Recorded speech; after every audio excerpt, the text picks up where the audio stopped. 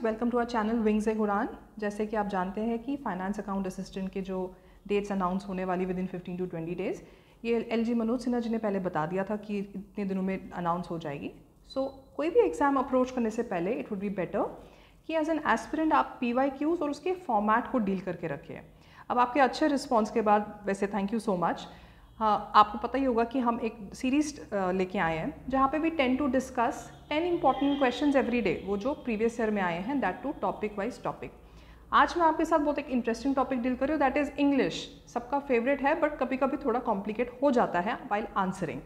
So let's start. 4 alternatives are given for idioms phrases. Now idioms क्या रहता है? मुहावरे, जिसको हम हिंदी में मुहावरे बोलते हैं। Choose the one that best expresses the meaning of the given idiom or phrase. अब मेरे को बताना है इसका करेक्ट मीनिंग क्या हो सकता है। The sentence is or the idiom is a wet blanket. Okay, let's see the options. A man who is always drunk. B, a wife who is cold to her husband. C, to wear black and white clothes. D, a person who ends enjoyable activity. हमारे live comment section खुले हैं, आप अपना answer simultaneously वहाँ पे type करते रहिए, it would be better. चलिए अब मुझे बताइए इसका आंसर क्या है। Yes, the correct answer is D. Why? A wet person, a wet blanket, a person who ends enjoyable activity. That means, देखो ये एक कॉन्ट्ररी स्टेटमेंट्स आ रही हैं and that is why it suits. A person who ends enjoyable activity, अब समझो आग लगी हुई है, उस पे ऊपर कोई वेट, ठीक है, वेट ये ब्लैंकेट छोड़ रहा है, तो ये कॉन्ट्री आ गई। It is a good situation कि कोई हंसी मजाक चल रही है, कोई अच्छी सिचुएशन चल रही है, उस पर कोई आ जाए, चलो चलो चलो अब उठ के बंद हो जाओ, चलो अब अंदर चल जाते हैं, जो यूजुअली हमने अपने बचपन में देखा होता है। So D is the correct answer. Let's move further. Select the right sentence. He said to him, please wait here till I return. Options: he requested him to wait there till he returned. B, he told him, please wait here till I return. C, he said him, wait till I return here. D, he tells him, wait till I return here. अब ये sentence दिया हुआ है, आपको मुझे बताना है इसका करेक्ट मीनिंग क्या हो सकता है। आंसर्स लिखिए, बट थोड़ा हेल्प करने के लिए, थोड़ा डिस्कशन के लिए मैं आपको पहले ही बता दूं कि जो C और D है ये ग्रामेटिकल सेंस नहीं बन रही हैं, दे आर आउट। ये यहाँ पे प्लीज़ पे फोकस कर रहा है। ओके, प्लीज़ हो गया, कोई रिक्वेस्ट है ना। So the correct answer would be A, he requested him to wait there till he returned. He told him, he said, ये हो गया बताना, बट यहाँ पे प्लीज़ पे फोकस किया है, so the answer would be A, requested वाला part. Okay, let's move further. Just a quick recap, JKSSB FA के रिलेटेड जितनी भी टेस्ट सीरीज है, it's with us. 5 full length test है। आप आइए, मॉक टेस्ट सॉल्व करिए हमसे, offline online, it would be better आपकी प्रैक्टिस के लिए। टाइम कम है, इन टाइम पे इट्स बेटर कि आप रिविजन करें और साथ साथ मॉक टेस्ट देती रहिए। Third question, identify the sentence written in the passive voice. क्या पूछ रहा है? पैसिव वॉइस का सेंटेंस मुझे इसमें ढूंढना है। अब एक्टिव और पैसिव क्या रहता है? एक्टिव रहता है जब वो हमें बताते हैं कि व्हाट अ पर्सन और थिंग डज, ठीक है। दैट मीन जो सब्जेक्ट है वो एक एक्शन और वो एक एक्शन परफॉर्म करता है। सब्जेक्ट एक एक्शन परफॉर्म करता है ऑब्जेक्ट पे, ठीक है। सीता पेंटेड हर रूम, सिंपल, ठीक है, ये आपका एक्टिव आ गया। अब लेट्स सी द यहाँ पे ऑप्शंस क्या है। Much to his surprise, he was chosen as a lead actor by the director. B, the director chose him as a lead actor. C, it was surprising that the director chose him as a lead actor. D, the drama teacher chose him as a lead actor. अब मुझे बताइए, अब मैंने आपको बता दिया कि active और पैसिव में क्या आता है। वैसे पैसिव वो रहता है, वो जो हमें बताता है what is done to someone or something. That means आपका object plus verb plus subject यहाँ पे आ जाता है। Room was painted by Sita, जैसे ये सेंटेंस मैंने आपको बताया, सीता पेंटेड अ रूम। अब इसका पैसिव हो जाएगा room was painted by Sita. अब मैंने आपको एग्जांपल देती हूँ। Now tell me the example, tell me the option, लिखिए answer. Yes, the correct answer is A, much to his surprise he was chosen as a lead actor by the director. जो ये बाकी के 3 हैं ये आपके एक्टिव में आ जाते हैं, not passive. Okay, fourth, select the right preposition for the blank. preposition क्या रहते हैं, एक क्विक एग्जाम्पल मैं आपको दे देती हूँ, in, at, on, of, to. Okay, his infatuation dash the girl led him astray। ये लड़की का चक्कर है यहाँ पे सच में। infatuation means it's a kind of attraction, ठीक है, ये कभी एक attraction हो जाती है, one way attraction sadly। अब ये बोल रहा है towards that girl led him astray, that means बेगार हो जाना, इधर उधर, कोई लाइफ में कोई गोल सेट नहीं है, ठीक है। अब चलिए फैक्ट्स को भूल जाते हैं, कभी लड़की को और बात करेंगे। A for, B about, C in, D from। अब मुझे बताइए क्या आंसर है इसका। Yes, the correct answer is for। His infatuation for the girl, for क्या यूज होता है, उसके लिए, उसके लिए, उसी के लिए हुआ। About क्या यूज होता है जब हम नियरली की बात करें, about 3 किलोमीटर्स, तब यूज हो सकता है। इन हो गया इनसाइड, नो। फ्रॉम हो गया कहाँ से कहाँ तक, अगर मैं डिस्टेंस की बात कर रही हूँ या किसी चीज़ से बात कर रही हूँ, leading from me one place to another, वहाँ पे फ्रॉम यूज होगा, इधर नहीं है, इधर वो एक ही चीज़ पे बात कर रहा है, infatuation, that's it. Got it? So A is the right answer. Let's move for the fifth. Choose the option which will correctly fill the blank. It very often dash here in April. A rains, B rained, C is raining, D had rained।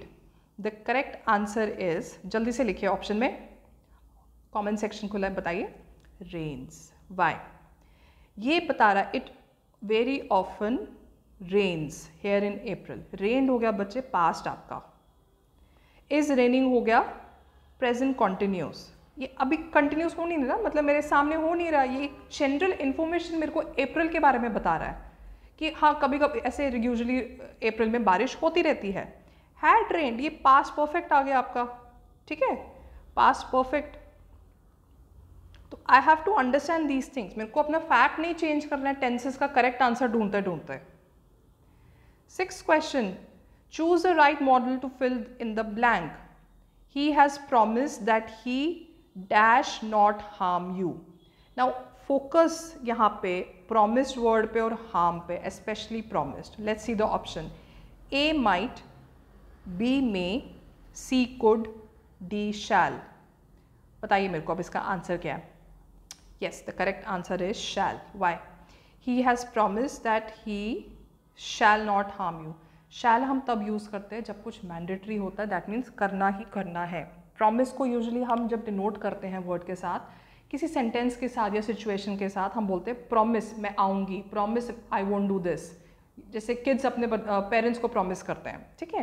तो that means shall, that is why shall is use. आप देखिए आपके school college के जो instructions लिखे होते हैं, shall come, shall be on time, shall wear a uniform, कैसे यूज़ होता है, वहाँ पे मे या कैन यूज़ नहीं होता है। मे और might, I know might is not the option है, बट ऐसी जनरल इन्फॉर्मेशन दे रहे हो। प्रेजेंट टेंस और पास्ट परफेक्ट में यूज होता है। कैन और कुड में तब यूज होता है जब स्ट्रॉन्ग पॉसिबिलिटी हो या वीक पॉसिबिलिटी हो किसी चीज की, तब यूज होता है, not here. That is why the word promised is important. 7th, fill in the blanks with the correct option। she was very courageous to learn to dash ski at 50। courageous would be brave। ski वो जो एक skiing activity रहती है mountain hilly areas में जहाँ पे बर्फ वगैरह होती है, at 50 दैट मीन्स एक एज की बात कर रहा है। वो बहुत ब्रेव थी कि उसने स्कीइंग एक्टिविटी लर्न की अपनी इस एज पे, दैट मीन्स 50। अब मुझे बताइए इसमें ऑप्शन क्या सूट होता है, A a, B no article, C an, D the. इसका मतलब ये बताने की कोशिश करें कि इनमें से कुछ नहीं, ज़रूरी नहीं है कि सब चीज़ें कुछ ना कुछ इंसर्ट करनी है मेरे को। अब मुझे बताइए इसका आंसर क्या है। Yes, the correct answer is no article. यहाँ पे कुछ रिक्वायर नहीं है, ये सेंटेंस इन जनरल परफेक्ट है, करेक्ट है ये। She was very courageous to learn to ski at 50। देखो एंड कब यूज होता है, जब हम वाल्स के बारे में बात करते हैं, वो जैसे ए, ई, आई, ओ, यू, तब एंड लगता है। द होता है जब कोई मेरे को डेफिनेट स्टेटमेंट की मैं बात कर रही हूँ। इसमें क्या डेफिनेट है, ये तो है ही, वो सीधा बता रही है कि वो शी वॉज करेजियस। और तब यूज करता है किसी सिंगुलर में, सिंगुलर या कोई स्पेसिफिकेशन आ गई यहाँ पे, these it means these articles are not required here. So always remember कि जब आपको ऐसे कभी options आए, not necessary you have to insert any option. कभी कभी जैसे इतना सिंपल इससे दिया नो आर्टिकल, भाई यहाँ पे आर्टिकल्स होते हैं वो नहीं यहाँ पे लगेंगे, सो नहीं लगेगा, ठीक है. Let's move. Question 8. Choose an appropriate synonym for the underline word. The food given in the hospital was insipid but hygienic. Hygienic होता है जैसे साफ सुथरा खाना, हेल्दी खाना, ठीक है. अब देखो इसे आपको एक हिंट भी यहाँ पे दी हुई है. The food given in the hospital. हम जब बातों बातों में अपने फ्रेंड्स के साथ बात करते हैं या कुछ बात करते हैं, व्हेन वी से खाने में टेस्ट नहीं आ रहा है, ठीक है, तो ये हॉस्पिटल जैसा खाना लग रहा है. अब मैंने आपको इतनी हिंट दे दी, अब जल्दी से कमेंट सेक्शन में आंसर्स लिखिए इसके. Yes, the correct answer is tasteless. फीका जिसको कहते हैं ना, बड़ा फीका खाना खाया आज मैंने, हॉस्पिटल जैसा लग रहा है. This is what it means, insipid. So you have learned one more word today. Now synonym क्या होता है? सिनोनिम मीन्स सिमिलर, सेम, ऐसे याद कर सकते हैं, because there is one more word antonyms, that would be opposite.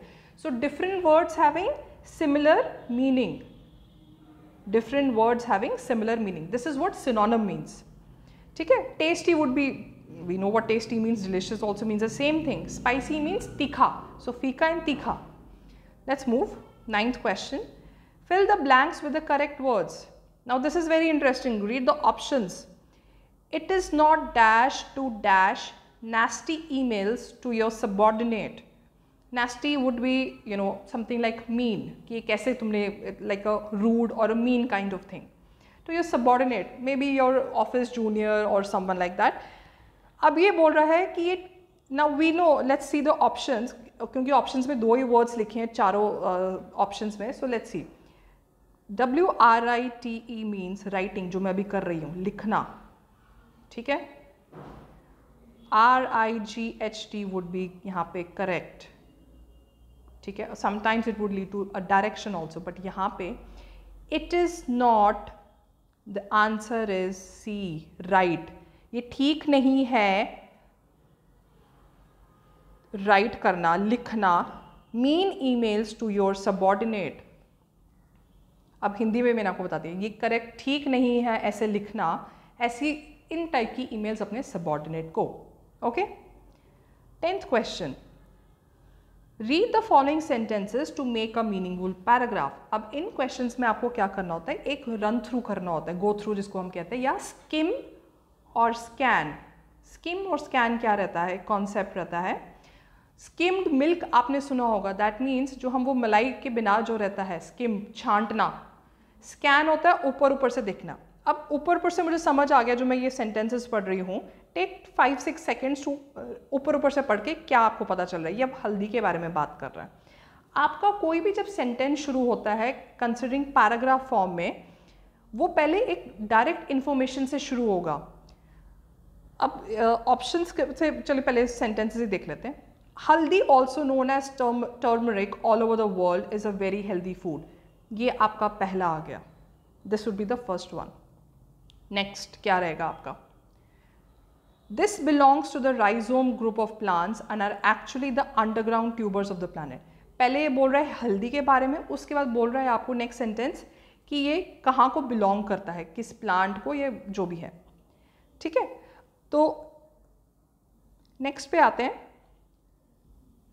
In India haldi is widely used in the preparation of most diets due to its immense medical value to humans. We know that, specially COVID time पे हमने देखा, आइए हल्दी दूध लेके आइए, but हमारी हर diet में, हमारे हर खाने में हल्दी बिल्कुल ऐड होता है. And the last would be the traditional Indian therapeutic systems use this herb extensively for preparing a variety of medicines. ठीक है.